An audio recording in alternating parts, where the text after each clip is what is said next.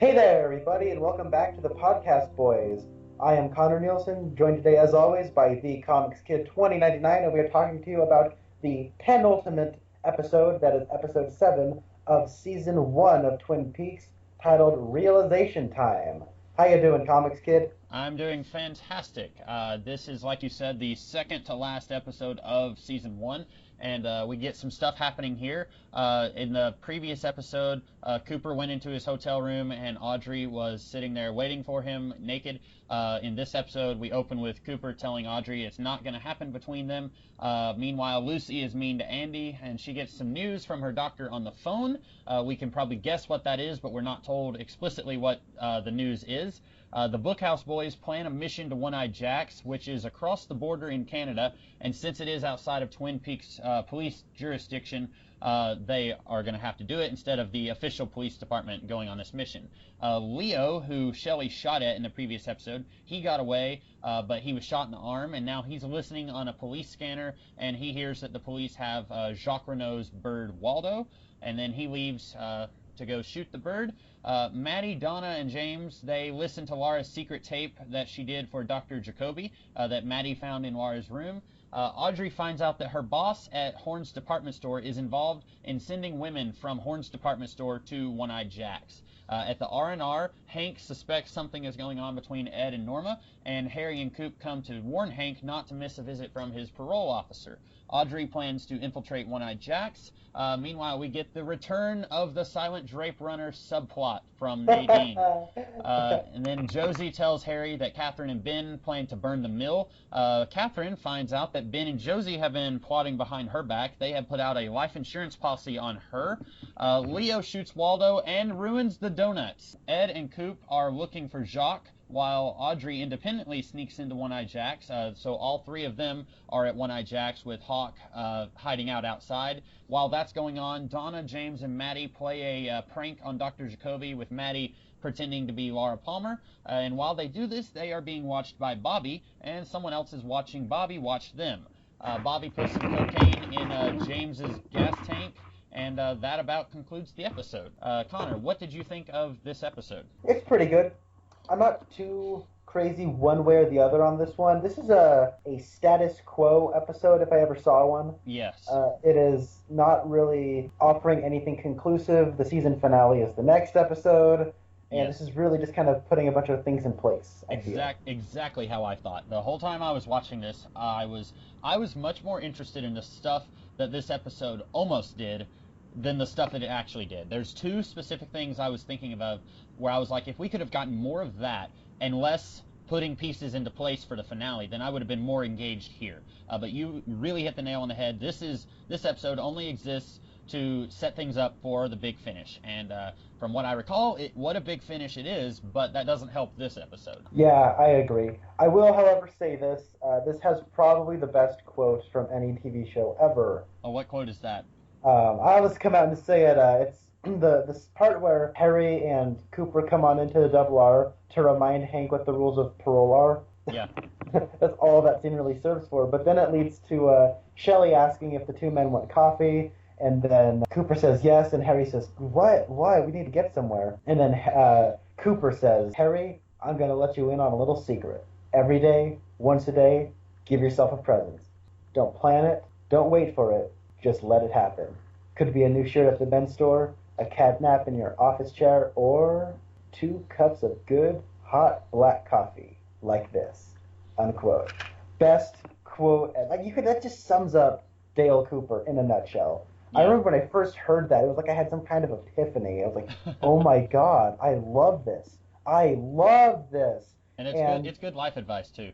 It is great, and that quote has been ringing in the back of my mind for the last couple of years since I first watched this show. And yeah, man, I love that quote so much. Yeah, and you can tell Harry is the kind of character who does not treat himself very often. So this is really like, you can tell it's just like he would have trouble following this advice, but it'd be very interesting to see him follow through on it.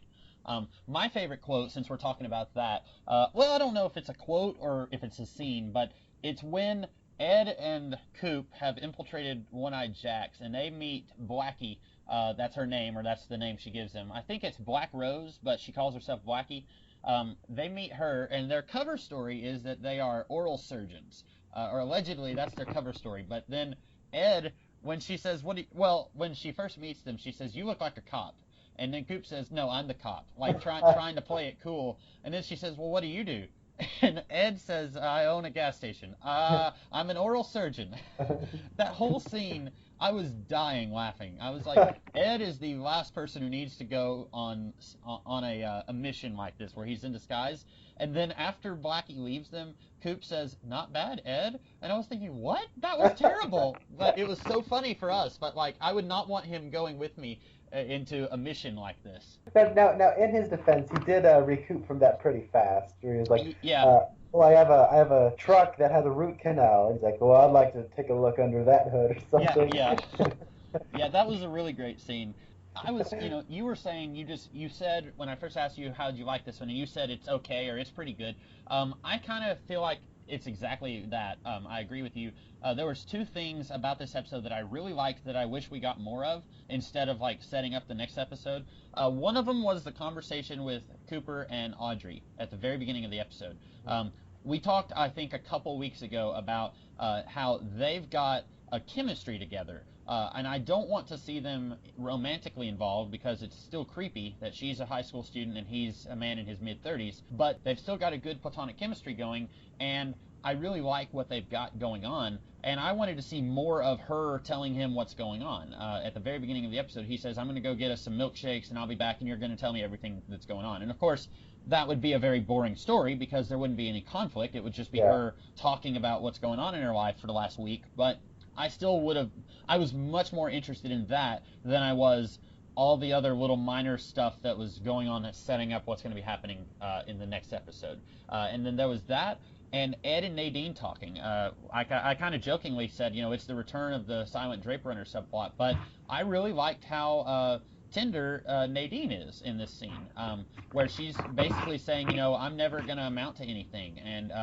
basically this was what she thought was her chance to kind of make her mark on the world. And then the person at the patent office who she was visiting in the previous episode has told her, no, this isn't a good invention. And she's kind of just broken up about it, and Ed is kind of cheering her up.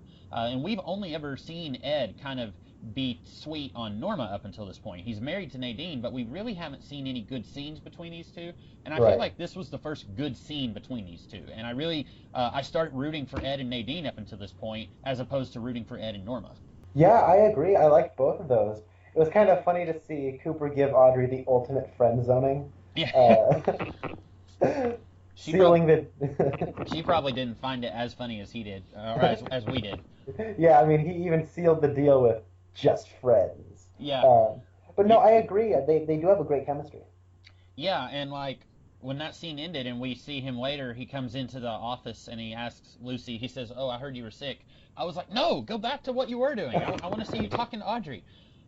But yeah, that was those were my two favorite serious scenes, and then my favorite funny scene was Ed undercover. Yeah, there's good stuff here I like. I really like that small scene right before Cooper and Harry come on in. It's where Ed is what's his name? Hank. Yeah. Hank's just shooting the breeze with Shelley, and I mean it almost sounds like an actor flubbing up, but when you realize what it is in context, like it's all intentional as the scene progresses. Yeah. But it has such a naturalistic tone to it that really makes it feel like a lived-in world where it's like, oh yeah, and Pete's been helping out, and then Shelley's like, "Pete, no, Ed. Oh yeah, Ed, Big Ed." And so.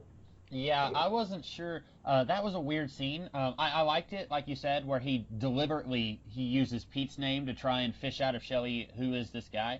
I was a little confused.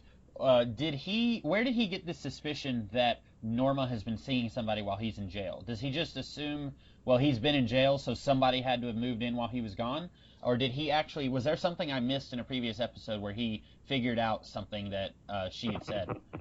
You know what? I don't know. Now that you mention it, it's like he says Big Ed's been helping out, and how has he been helping out? I haven't seen him in the Double R Diner. Right. Unless he's with, like, Harry or someone else. Yeah, or if he, like, if they had said something, like, he fixed the cappuccino machine. He's a mechanic, and the Yeah. machine was broken. He came in and fixed it. If she had said something like that, that would have put some context into it that would have been good, I think.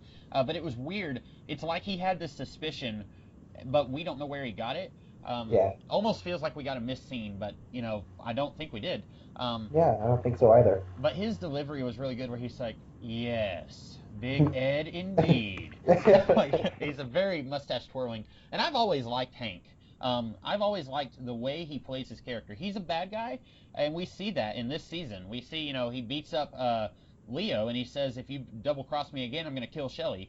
So he is a bad person. But outside of his criminal activities, he acts like a normal guy. And I do get the feeling that he really does like Norma.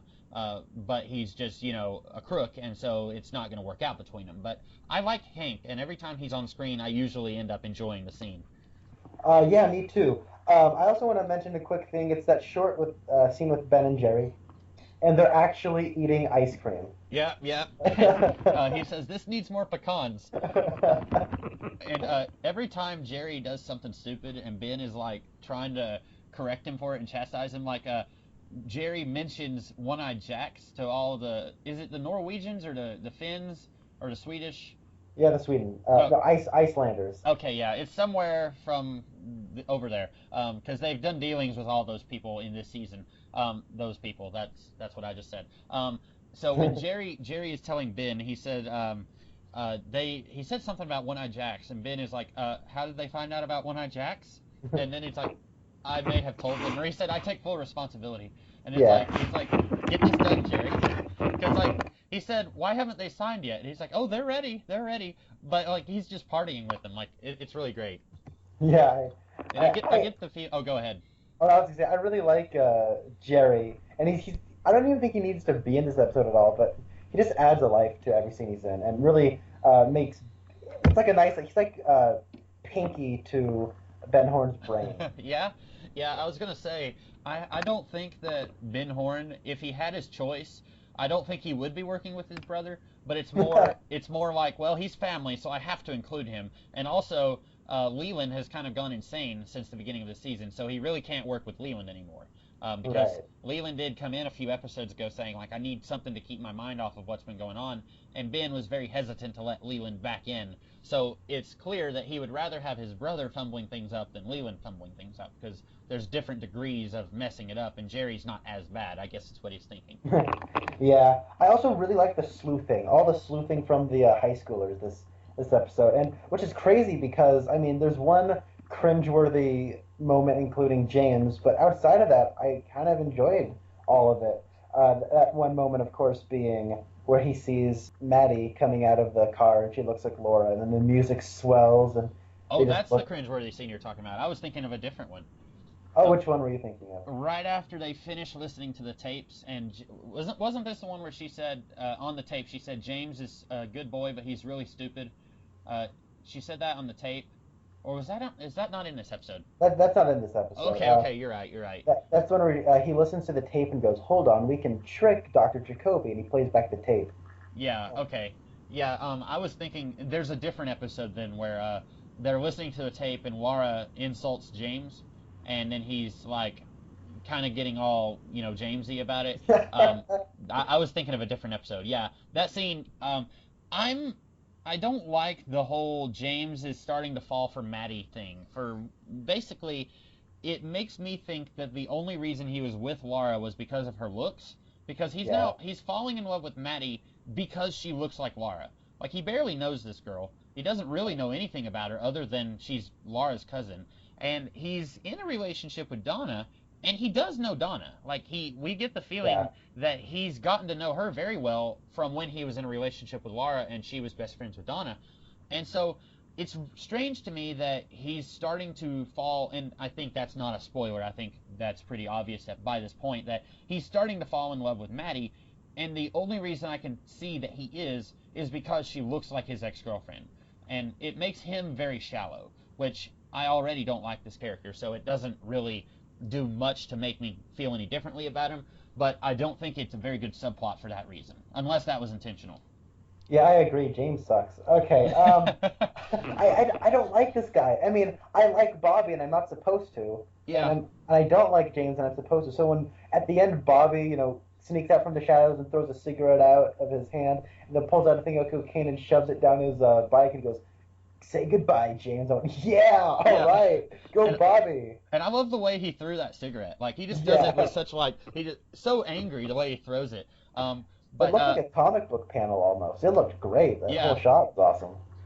I wonder, since you mentioned this, and I agree with you, I like Bobby about 100 times more than I like James. I wonder if this show would have benefited from having those two actors switch roles. If we had the guy who played James play Bobby and had Bobby play James, because then I'm wondering if it's because of the actors or if it's because of the material that they're being given. Because we like Bobby, and you've said several times we're not sure if he's a good actor or if it's just he's really fits this role. But if it's him, if it's the actor doing it, then we would actually like him in a role where we're supposed to like him. And then James, who we don't like, would be playing a role that we don't like, and so that would work out more. Maybe I don't know, or maybe it would just ruin the show. I'm not sure.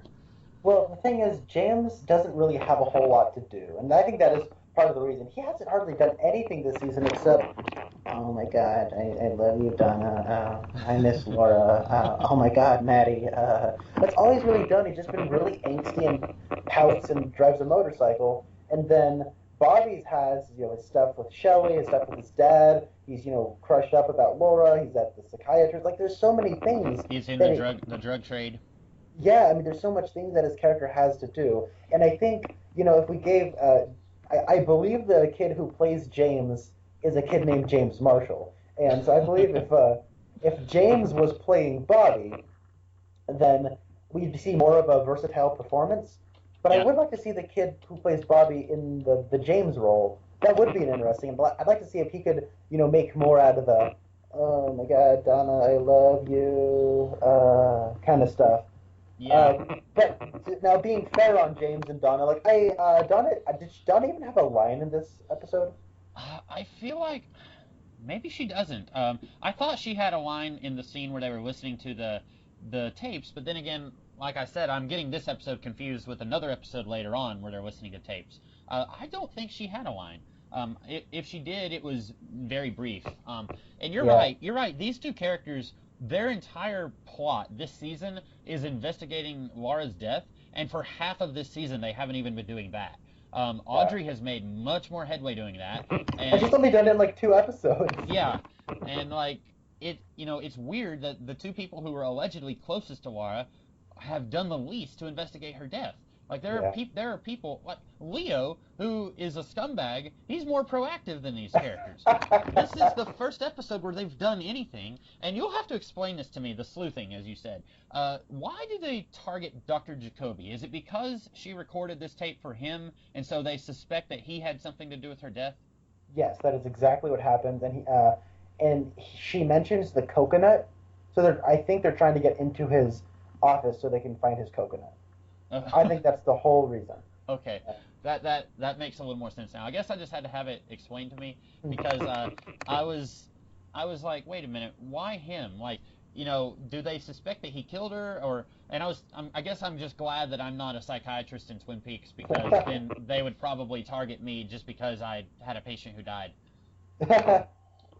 Yeah.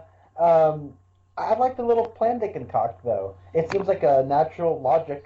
This is the most logical thing I feel like they've done.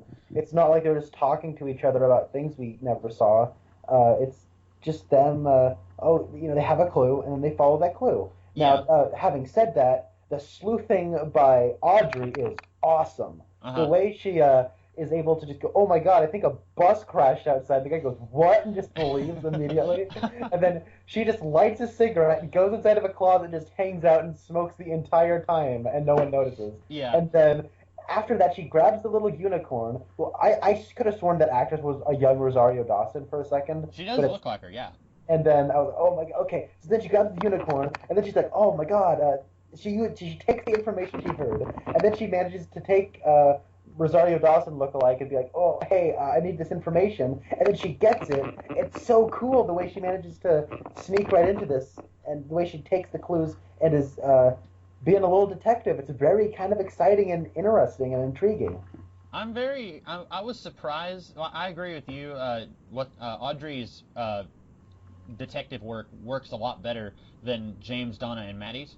But I was very surprised that young Rosario Dawson actually fell for that, where she gave Audrey the phone number, because she looked suspicious for a minute, and I was really thinking, oh, it's not going to work. She's going to go tell the boss or something like that. And it didn't happen that way. But I was and I've seen this episode before, and I was still thinking, oh, it's not going to work.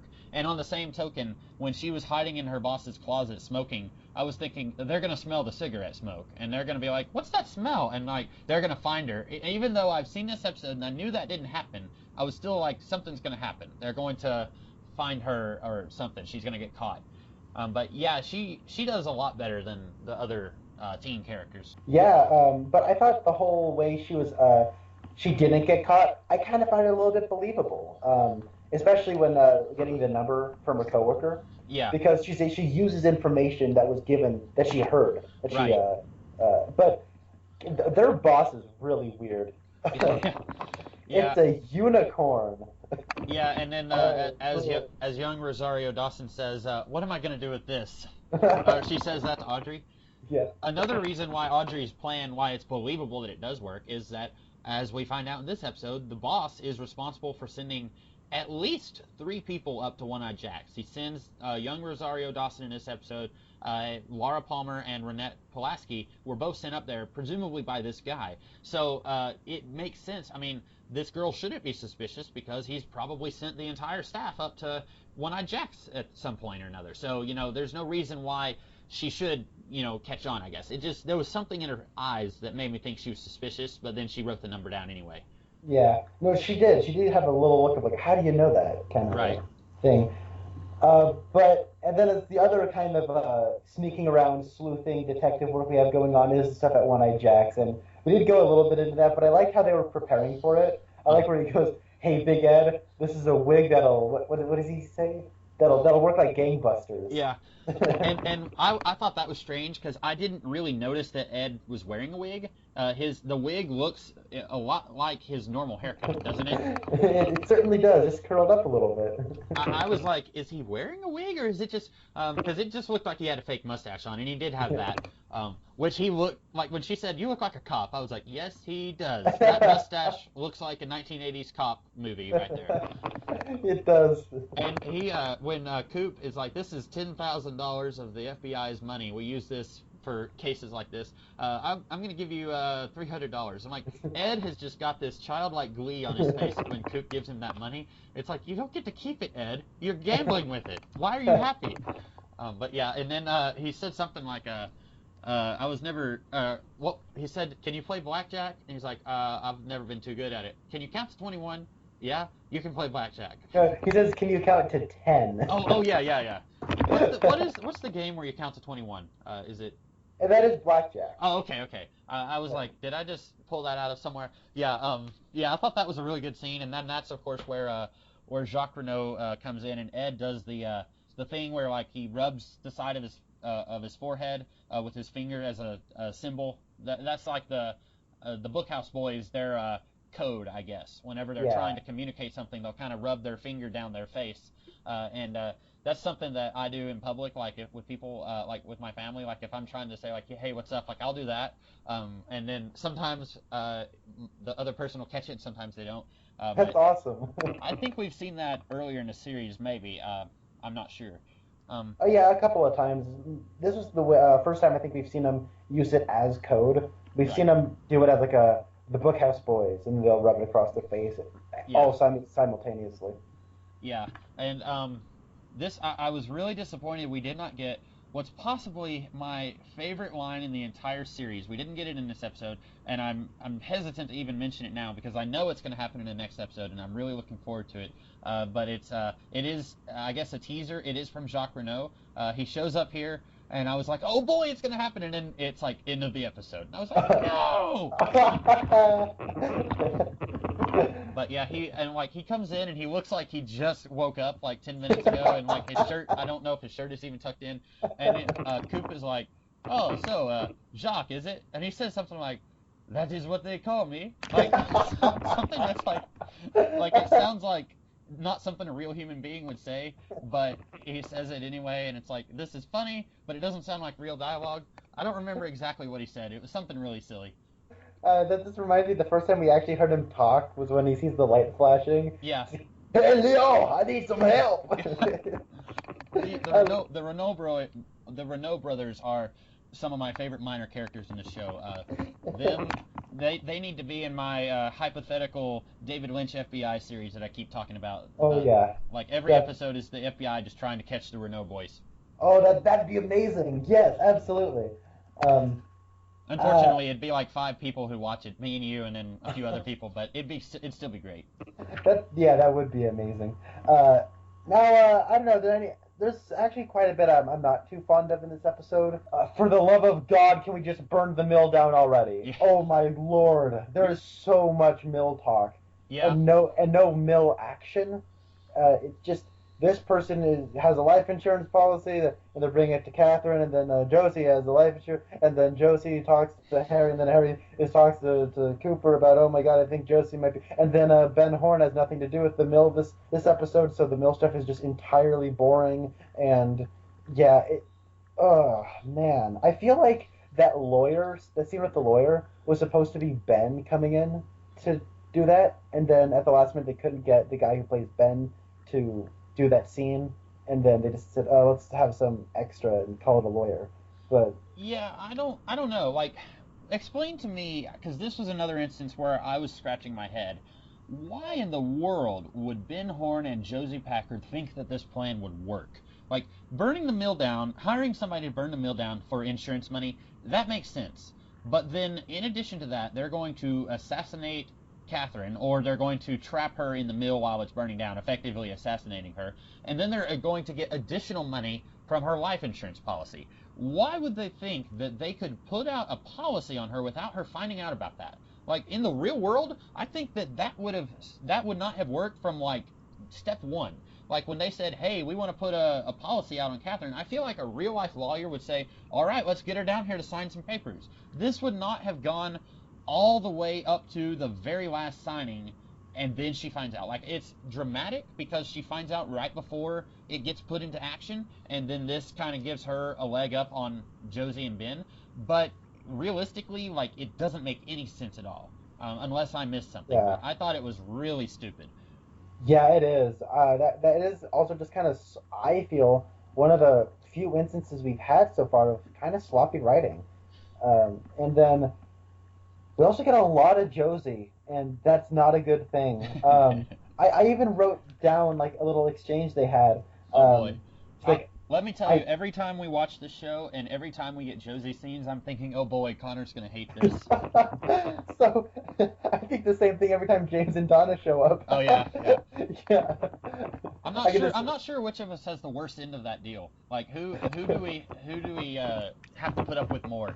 It seems like this season we've had to put up with Josie more because James and Donna are showing up a lot, but they're not doing anything. So Exactly. I guess you have it worse. Yeah, for right now, anyways. Yeah. So the way this exchange works out is, what were you doing at the hotel on Tuesday? Oh, I was at the mill. Hawk saw you there. Oh, Harry. That is the exchange. Oh my God. I took a note on this too. I only took like 4 notes on this episode. One of the notes was that I was more interested in Audrey and Cooper and Ed and Nadine. I was more interested in that than all the other stuff. I took a note on Ed being undercover, which I thought was hilarious. And then I took a note on Donna, James, and Maddie attacking Jacoby. My final note, I will read it for you. Harry is still an idiot for trusting Josie when her lies are not even very clever. Okay, exactly like you said. He says, "What were you doing at the hotel?" "Oh, I was at the mill." "Oh, Hawk saw you." "Oh, I was at the hotel." Like, no, like. Oh, here's pictures too. Yeah, she should have known that this was coming because was it 2 episodes ago where he called her and said, "What were you doing at the hotel?" I gotta go, bye," and she hangs up. She should have known that he was going to spring that on her. She had 2 days to prepare a lie, and she doesn't do anything. Like, here's my problem with this character, and up until now, I've been trying to keep quiet on this part because when you first started complaining about her, I was thinking, okay, she's also kind of a, tell me if I'm pronouncing this correctly, a femme fatale? Is that right? Close. It's femme fatale. Femme fatale. Okay. She is that. And so, like, I was thinking when you started complaining about her at the beginning, I was like, yeah, right now she's kind of awful, but I wonder how he'll feel whenever we start getting all this, oh, she's not trustworthy stuff. She's Yeah. still as bad, if not worse, because she's not a very good femme fatale. She's still, like, ditzy, is the best way I can describe her. Like, she's supposed to be, like, female Lex Luthor, like very clever. She's double crossing everybody. She's working with Ben. Ben is working with Catherine. Neither of these women are supposed to know that he's working with the other one. But she's not very smart. She's acting like an idiot, just like Harry is acting like an idiot for trusting her. And Coop even told him, he said, "Are you sure you can trust her?" And Harry said, "Yeah." And then Coop's like, "Well, that's good enough for me." I was like, "Are you crazy? Yeah. What?" Where is your telepathy, Cooper? You should be saying, from her body language, I can detect that she's working with Ben Horn, and they put out a life insurance policy on Catherine. Like, they should have had that. And he's like, "My God, you're right." Um, but like, she's not very smart either, because, like I said, she's had 2 days to get ready for something. She should have said, "Oh, I was at the hotel a week ago and I lost my wallet. I was looking for my wallet." Even that would have been better than, "I wasn't there." "Yes, you were." "Oh, you're right." Like, it's just, and I mean, I am starting to side with you on this. Every time she shows up, though, it's like, oh no. Like, and I don't know if it's, again, I think part of it is the actress. I think by this point, she should be acting differently. It would have been fine for the first 3 or 4 episodes if she was acting like this very sweet, innocent girl who came to this country and her sister-in-law hates her and she's sort of the girl next door that Harry fell in love with, and then we find out that she's got these skeletons in her closet and that she's working with all these very shady people, and then she starts acting very sinister. I would have been totally on board with that, but the problem is this actress is not selling it. I think part of it is the material and part of it is the actress. It's just not Yeah. good. I agree. And one of the things going off of that actress comment is she has like a whole monologue and it's so one note and frail, but that would work if she acted differently when she wasn't around Harry. Yes. But she reads every line the exact same, and it drives me crazy. And then what's her name? Piper Laurie is Catherine. She has nothing to do in this episode except say a couple of lines sinisterly, but it's not enough to like add any spice to the subplot. This is really where I feel like this whole Sawmill subplot is really dragging stuff down.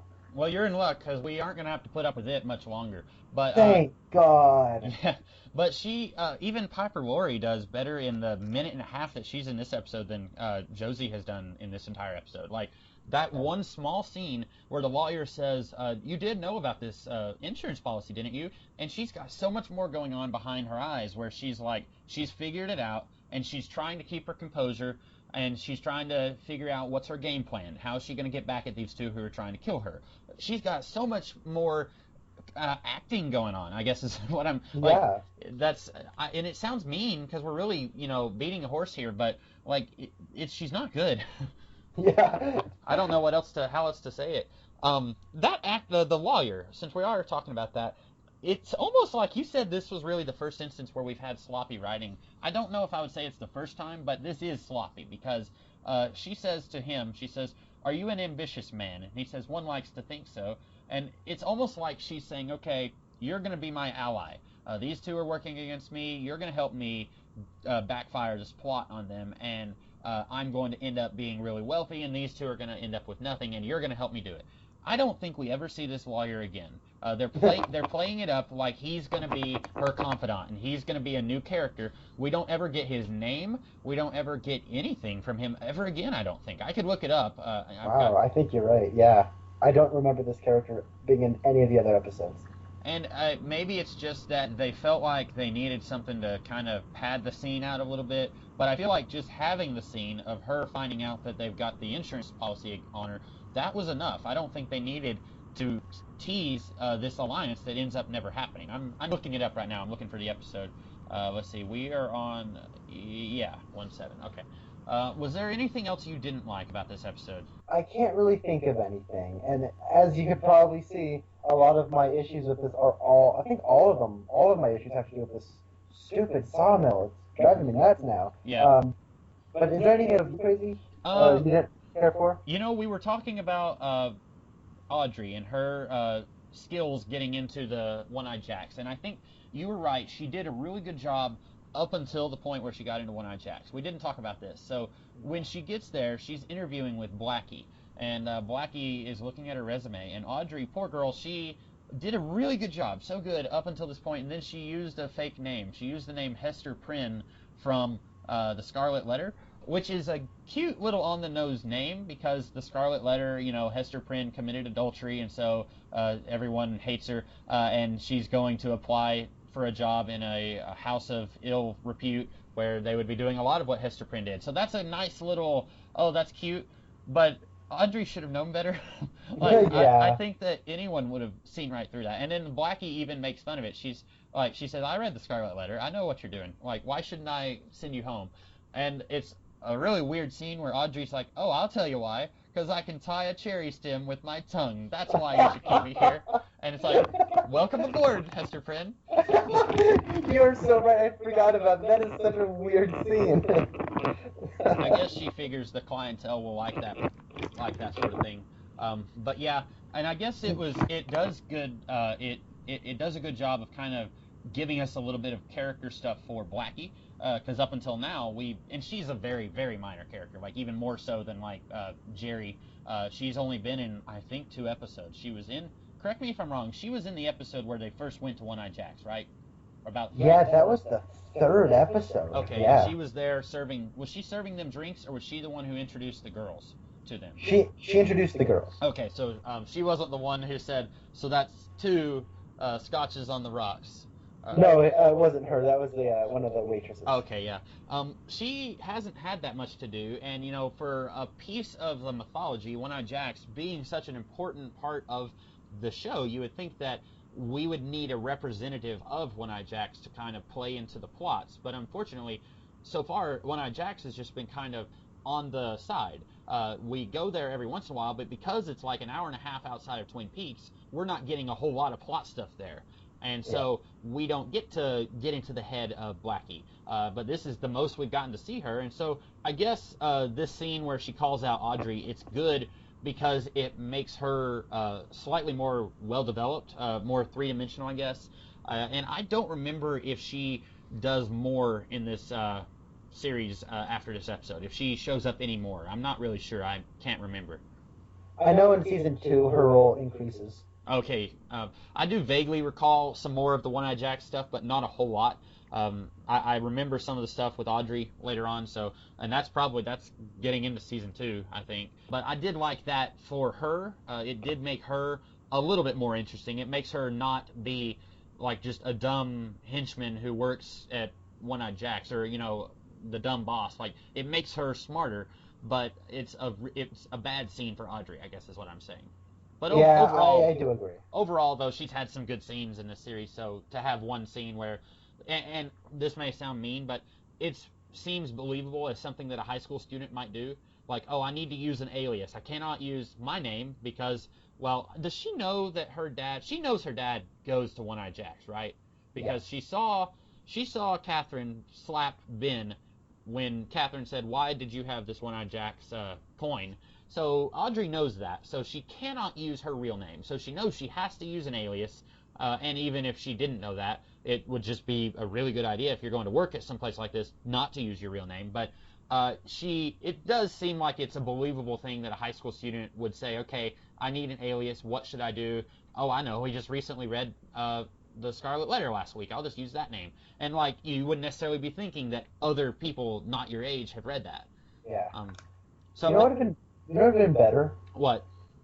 If she used Donna's information and name. Hey, she said she would help me, so. And then we'll be getting One-Eyed Jacks will call Donna's house and say, hello, we were just wanting to let you know we've accepted your application to work at One-Eyed Jacks. That would be I would pay money to see that scene. That would have been fantastic. Her dad would be like, oh, would they get a heart attack, and her mom would fall out of her chair, and it would be hilarious. Or like Donna, in some other contrived set of circumstances, like a season later, Donna would have to go and apply for a job, and wait a minute, someone already works here with that name? What are you talking about? I'm looking up that lawyer guy, and that was like 5 minutes ago. I don't know his name, so I don't recall. It's probably like one of these guys who's doesn't have a picture on Internet Movie Database, but I don't think that lawyer guy. I'm just going to go ahead and go on a limb and say he wasn't in any other episodes. Yeah. What if David Lynch just really liked that character and brought him back for the prequel? It was like, we get to see his backstory about clawing his way up through the legal department. Yeah, blackmailing people and all sorts of stuff. We did get some Invitation to Love in this episode with yes. Nadine was watching it. I kind of wish I had been keeping up with characters who watch Invitation to Love, because so far we've been talking about how the scenes in Invitation to Love parallel the scenes in the show in Twin Peaks, but I don't think I've been keeping up with characters who watch it. I know Shelley was watching it at one point, and now Nadine, and Leland was watching it, I think. And Norma was also watching. Norma was? Okay, yeah. In this one, Nadine, she's eating a box of chocolates, and she says something like, "Go get him, Chet," because Chet shoots Montana, I think. And, yes. That was not a whole lot to say about that scene. I don't think that really parallels anything going on in this episode, because we had someone shoot somebody in the previous episode. So no. What happened last time was Chet got beat up by Montana. Mm-hmm. And that was Shelley watching it because she was all worried that Leah was going to come and bust Bobby's chops. Or hers. So. Yeah. But the scene in this episode, it was Chet shooting Montana, right? Correct. Okay. And that really doesn't, I guess, line up with anything in this episode. But still, at this point, I'm just amused anytime Invitation to Love comes on. Like, I just get a kick out of it whenever it shows up in the show. Yeah, I really like it. There's also a secondary Invitation to Love scene with Dr. Jacoby watching it. Oh yeah, what was going on in that scene? Somebody was caressing Emerald. We don't know who it was. Was it Emerald or was it Jade? It was Emerald. Okay. They said her name like twice in one sentence, so I was like, okay, it's Emerald. It's definitely but who's caressing her? And then you don't see who it is. Yeah, that I love. Because it seems to be the only TV show in this universe that these characters watch. And realistically, would somebody like Dr. Jacoby, would he be watching Invitation to Love? But it still amuses me that he does. I still think it's funny. Yeah, no, I think it's funny just how everyone is getting involved in this. I think Chet is a stand-in for Bobby, and somebody mysterious is involved with her. I'm assuming Emerald is Chet's girlfriend or wife or something. Yeah. Same way Laura was Bobby's girlfriend, and then Bobby and Leo are in a tussle right now. And then I think with Bobby getting shot, Shelley shooting Leo, yeah. Leo, and then that's kind of a way of Chet shooting Montana. Hold on, this parallel is all of a sudden diverting itself. Yeah. One moment. Okay, and so whoever Emerald, I think we can agree. Emerald resembles and then Laura's getting caressed by some mysterious guy. Some mysterious guy is some mysterious person has killed Laura. So you know what? Oh my God, this whole speculation thing's driving my head over. Yeah, we could spend an episode trying to draw a map between Invitation to Love and Twin Peaks. Yeah. You were saying that Chet is probably Bobby, and I think that's probably true. Like in the last episode where Chet was. I guess Chet was sort of. See, I was kind of thinking he was a stand-in for Shelley, because Chet's kind of dry. Here we are. We're really analyzing like 5-second clips from this show within the show. But Chet has kind of struck me as a kind of guy who's almost schlubby, like kind of not a very lovable character, but at the same time he's got these two twins fighting over him, and then he ends up shooting Montana. But I was kind of thinking that Chet was kind of the person that everybody walks on, and in that regard I was thinking he was kind of similar to Shelley. And then she's the one who ended up shooting Leo. But it's probably a situation where, depending on the episode, different characters in Invitation to Love can match up with different characters in Twin Peaks. You know what? That is probably right. I agree with that statement. Yeah, go ahead. I also want to talk about Leo in this episode. Boy's getting work done. Yeah. He's assassinating birds, spying on Bobby. Yeah. Yeah, Bobby's really lucky that the police found Waldo. Yeah. And once again, we have the doctor helping the cops, and I found myself saying, why is he here? Like, he was with them when they went to talk to the log lady in the previous episode, and I was curious why he was with them then. I assume that he's one of the Bookhouse boys, because that would be the only reason that he's constantly helping them on these cases that don't necessarily involve medical work. Like, when he's dissecting a body, that makes sense, but, like, anybody could read in a book, oh, this bird talks and it's playful. And he's over here reading like, well, Waldo should be talking. And they're like, why isn't he talking? Like, that doesn't really need Dr. Donna's dad to be, telling them what's going on with Waldo. I thought that was weird. But I guess it's just to give this actor something to do. Yeah, I suppose so. And the nearest vet is how far away? Yeah, probably over in Canada somewhere. I was going to say something. Every time we have talked about Pete, and Pete doesn't do anything in this episode. I don't even know if Pete is in this episode or not. Is he? I think Catherine passes by him. Josie passes by him at one point, okay. And he just says, "Hello there," and then walks out of the frame. Yeah, he doesn't do enough for me to remember him anyway, so... Oh, wait, no, he had a taxidermy fish, that's right. That scene was, and now that you mention it, I do remember that scene, because I like the way he's describing it, like, this fish used to be, and he's, like, cupping his hand, like, it used to be this big, but then I guess they gotta get the guts out, and I was like, that's such a... And like we've said, every time he shows up in an episode, he is so fantastic, but he never has anything to do other than basically be the comic relief.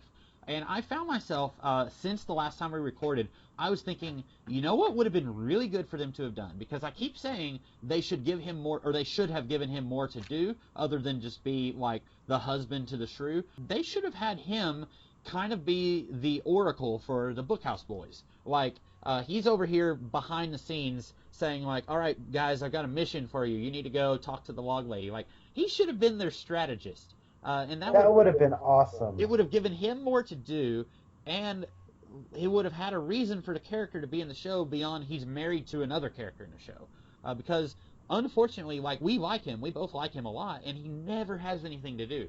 And that came to me since the last time we watched an episode, and I was thinking, man, that would have been so much better than what they actually did. Yeah, no, I completely agree. That's a great idea. Unfortunately, yeah. Yeah, Leo does some things, but I'm trying to think, does anything else happen in this episode? I don't think so. I think, like you said at the beginning, this is basically just moving stuff around, getting ready for the big finale, and we're probably going to have a lot of stuff to talk about with the big finale. Or maybe we won't have nearly as much as I think. Maybe we'll just be talking about stuff that gets resolved in the next episode. So we'll have a lot of stuff to talk about within the next 2 podcasts at least. Oh, yeah.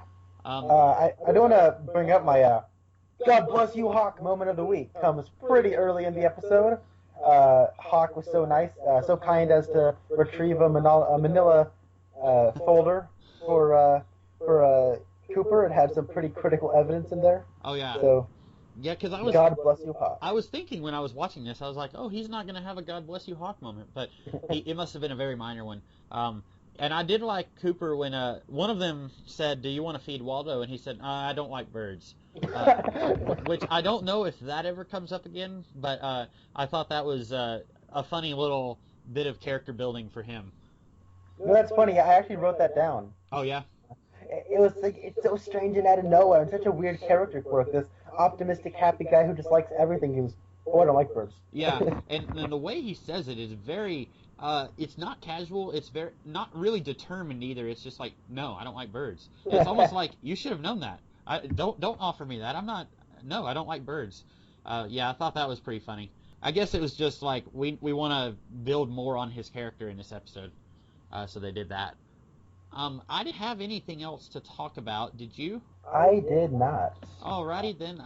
That is going to be it for us on this episode of the Podcast Boys, and we will be back probably next week or the week after. I still haven't really ironed out a full schedule for when these episodes go up.